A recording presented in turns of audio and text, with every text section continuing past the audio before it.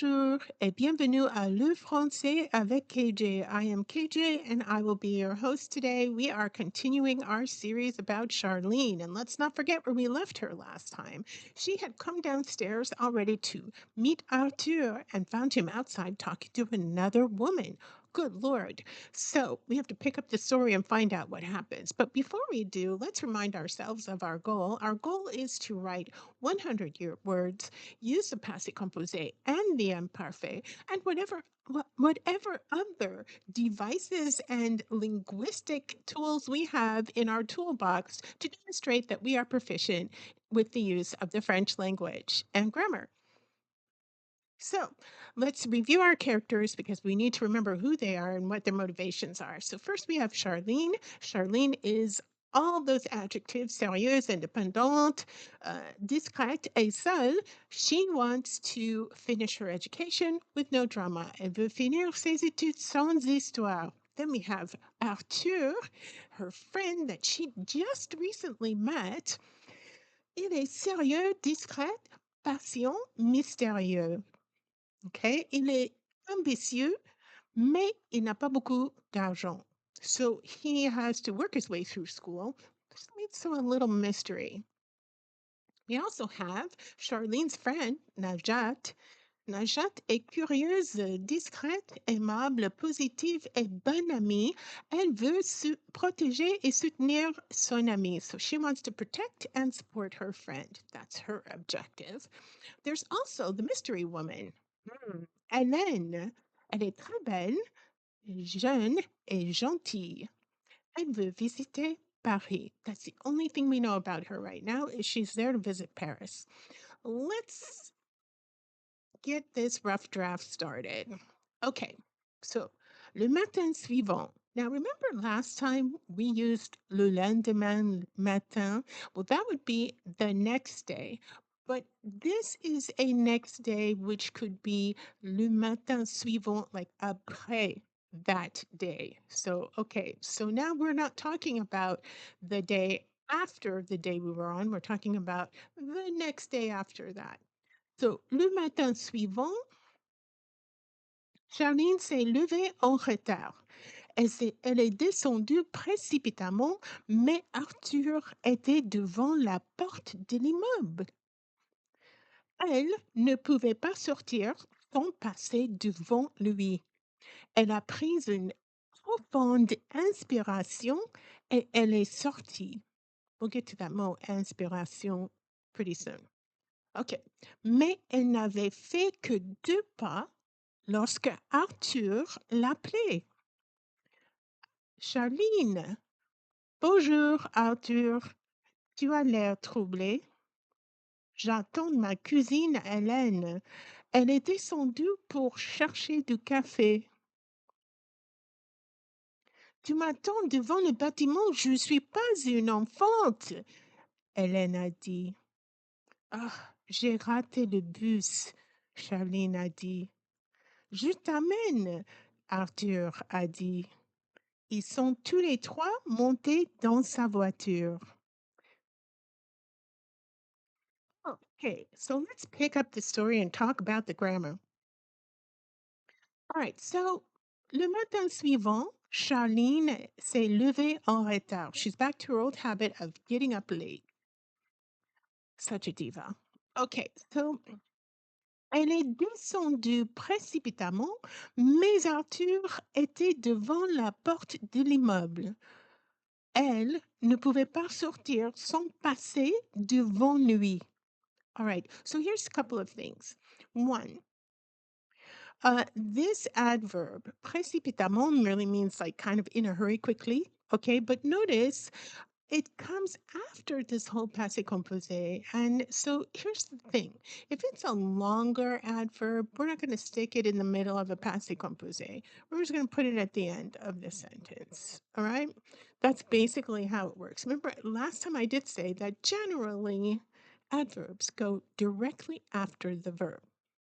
This is true, but sometimes when they're longer, it just makes better sense to put them at the end of that whole independent clause. Okay. The other thing that we wanted to notice here, and let me remind myself, is, oh, no, That's not in this particular sentence. No, it's just that use of the adverb. But also, I wanted to say this here. You might be tempted to say, elle n'a pas pu, but this would be not a passé composé, but an imparfait, because this is talking about her condition at the time of this realization. Okay, so it's not something that she did and she completed. It's her condition at that moment. There's nothing she can do. Her condition is she can't go outside without passing by him. Okay, so let's look at the next bit. Elle a pris une grande respiration. Ah non, elle a pris une grande inspiration et elle est sortie. And I said respiration because I was trying to think of what I was going to tell you here. This is a false cognate. Inspiration is not what this word means. It really means respiration. Okay, so really she's trying to have a deep breath in, okay? But this is a false cognate, and you have to be careful of these. So anytime you see a word that looks like it might be an English word, but it's used strangely in a sentence, you may want to look it up because it could be a false cognate. And in this case, this means to take a deep breath, not to get some deep inspiration. Okay, so elle a pris une profonde inspiration et elle est sortie. Mais elle n'avait fait que 2 pas lorsque Arthur l'appelait. All right, so here's the thing. There's also a restriction here that we need to talk about. Now, we know about most negations. We have ne pas du tout, ne pas encore, etc. But this one is ne que. And ne que makes a restriction because it works like only in English. So here we have said that she had only taken 2 steps when Arthur called her. All right, notice also that we've used the plus-que-parfait here. Okay, she had only taken 2 steps when Arthur called her. All right, so those 2 steps came before that passé composé action of him calling her. So that's why we would use the plus-que-parfait there. All right. Charline, bonjour Arthur. Tu as l'air troublé. J'attends ma cousine Hélène. Elle est descendue pour chercher du café. Now here, a couple of things that I want you to notice. One, he is in conversation, but he's talking about something that happened before the time of their conversation. So that is in the passé composé. Other thing I want you to notice is that we're using avoir l'air. Avoir l'air, there's 2 ways you can say seem in French. One is sembler, and the other one is avoir l'air. And avoir l'air is most commonly used in conversation, and it means to seem. So he seems a little troubled, okay? And then elle attend sa cousine Hélène, elle est descendue pour chercher du café. Notice how we're using the dialogue here to introduce a whole lot of information really quickly. So first of all, the mysterious woman is his cousin. She went down earlier for coffee. The assumption then is that he's a little worried because Charline said, hey, you look a little troubled. Okay, so we've said a lot of things without explaining them, but more so showing them through this dialogue. Let's continue.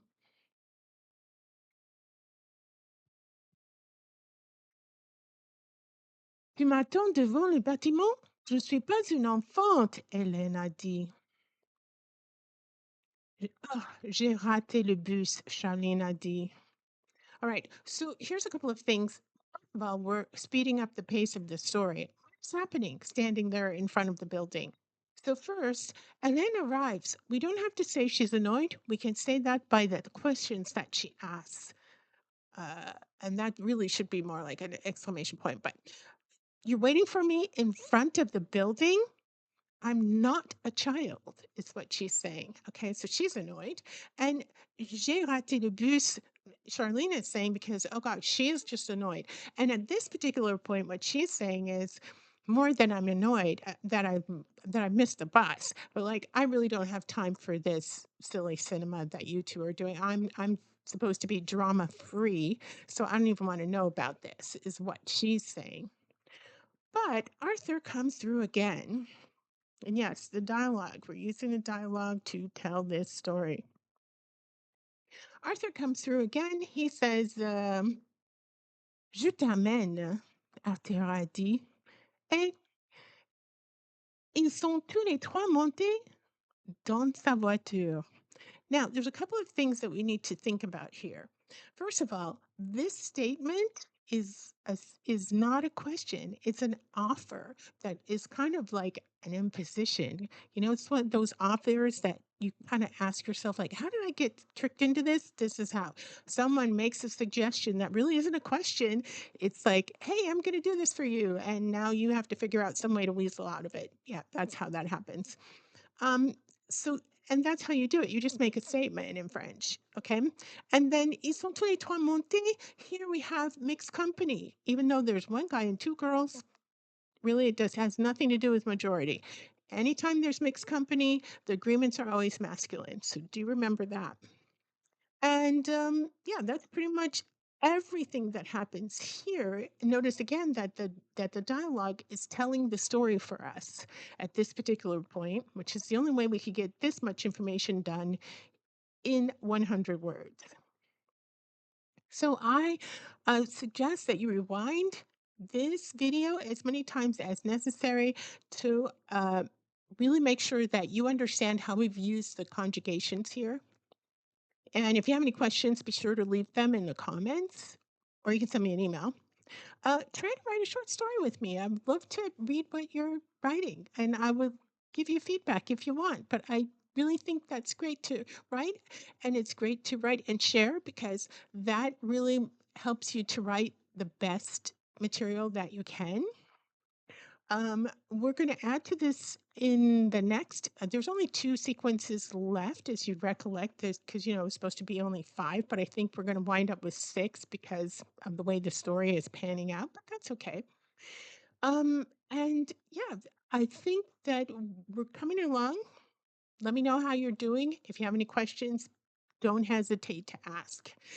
Before we scoot out of here, let's not forget to thank Pixels for all the images and Unsplash, because without either one of these services, I would not be able to put these images in here to lively up this bit of reading material. So until the next time, let me just say thank you. I appreciate you for watching all the way until the end. Also, if you learned something in this sequence or you just enjoy watching me put together stories, please like and subscribe because it helps us get this material out to students who may be struggling with the same concepts that we're working on here.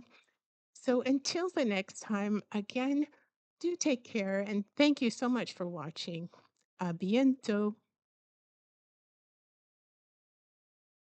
Et bienvenue à Le Français avec KJ. I am KJ and I will be your host today. We are continuing